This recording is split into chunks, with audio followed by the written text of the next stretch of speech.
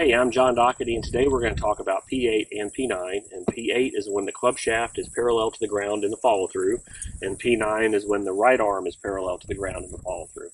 And this is still an important piece. Even though the ball's gone, this is a position that if you do a half swing, you can check to make sure your alignments are good. Also, what's going on to P8 is a direct reflection of what's happened just before at P7 impact and P6, P5, and so on. So understanding P8, P9 is still very critical. In the next video, we'll cover the fun stuff on how to look good, P10 to P14. So just kind of a recap on what we've done so far.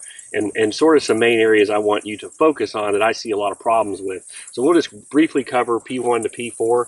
The idea behind this is hips and knees rotating. So the main part of the backswing turning that I don't see people do enough of is getting the hips fully turned, and that's going to be the right knee straightening and the left knee swinging over to the right leg. So the hips fully turn. Second thing is I see people's torso stand up too much. So in the backswing, when they attempt to turn, they extend the spine too much, which gets them too far away from the ball. So we got to keep the torso down. We're going to turn the hips. And then the third thing is to get the hand path going deeper than the right shoulder. So we don't want to lift. And when you stay down with the torso, and the first tendency is going to be to want to lift the arms up. So we're going to get the hands working behind the right shoulder, even P3 behind the right shoulder, P4 behind the right shoulder. So those three things: hips, torso down, hands in, and then the final thing would be, if you can get all those pieces down with the torso down, the hips fully turned, the hands deeper than the right shoulder, is to make sure that the club shaft is roughly vertical. So we don't want to get this laid off. If you get it laid off, it's too shallow, and more than likely you're going to steepen it coming down, and it throws everything off. So 4 things to really think about in the backswing. In the downswing, the idea is to take that steep shaft. It's to move left over the left foot with the left shoulder and left knee, and then to shallow the club with the arms. So instead of shallowing the club by falling back, getting a steep shaft and having to fall back with the body and then sling it and fire the right arm, we're getting our club and hands in a position we can be aggressive with the torso and left knee, and then we can shallow the swing with the arms. And what that is the right arm working underneath the left arm. And you'll see as my right arm works underneath the left arm, that my left arm stays up and off my torso. If that right arm fires, you're going to see that left arm work down real low and close to your body this way. So downswing, 2 main thoughts there is we're going to try to be getting left with our left shoulder and our left knee. We're going to be avoiding falling back, and then feeling like you got a beach ball and you're working the beach ball clockwise, shallowing the right arm underneath the left arm instead of slamming the beach ball down into the ground with your right arm over the top of your left arm. So, all right, some ideas there from the backswing and downswing, and now we're at impact. And what do we do? What should we look like at P8? So the idea behind this golf swing is that the golf ball should be starting out in front of us. Meaning at P8, my chest is going to be facing that golf ball. That's going to be out in front of my head and not pulling underneath my head this way. So a big problem I see right away is people, when they set up to a target, that target in relationship to their body is too far to the left of them. It's not out in front of them enough.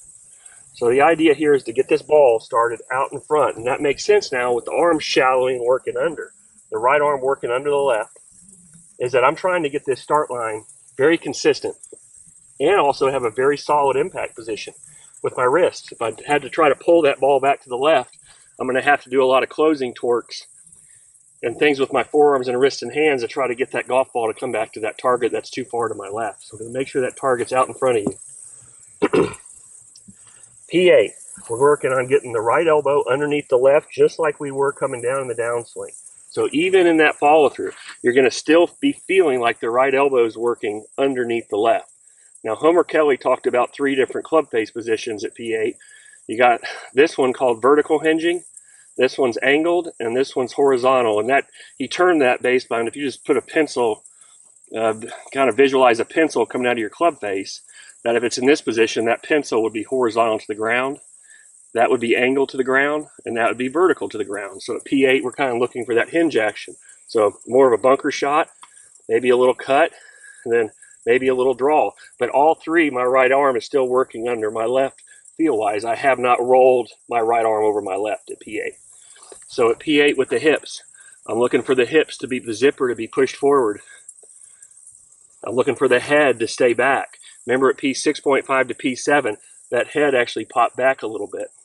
And that's the same direction it needs to be feeling going into P8, with the head back, the hips pushed forward.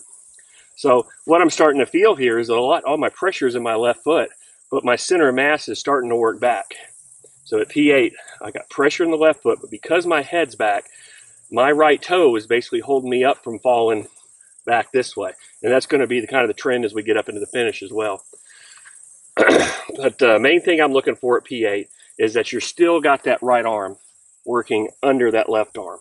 And we're feeding that ball out in front of us this way. Not trying to pull the ball back under the left with this technique. We're going to be under, right arm under left. And at P8, because the hands are going pretty quick and the hands are getting farther from the right shoulder, you're going to start to see that right arm finally start to straighten out. So we don't want muscular force with the right arm firing, but that right arm will be getting to straighten out into P8 because the hands are getting further from both shoulders. Left arm's straight, right arm starting to get straight because the hands are further from the right shoulder. Another thing to kind of look for at P8 is that your hands do not suck in left of your body. We're trying to work the right arm underneath the left, and your club shaft and your hand should still be visible when you film down the line. What hinge action you apply is sort of up to you in the ball flight you want, horizontal, angled, or vertical. But the idea is to get this ball starting out to the right, working the right arm underneath the left, and there's no pulling across or firing the right arm, trying to make the hands disappear low and left. All right, what you're going to also notice with the club, hands, and arms out in front of you at P8 is that your right shoulder will be down and very close to the same position that your left shoulder was at P4. And Mac O'Grady always talked about this. So if you look at P4's left shoulder position, where it occupies, and then where you get to by P8, it's almost identical. It's just going to be a little higher than where that left shoulder was at P4, but very close positions at P8 with where the shoulders are. So you can see that left shoulder, I didn't move it too far back here. I kept my left shoulder pretty close to that golf ball, to just behind it. As my hips turned, my hands went deep, my club's vertical, my torso's down.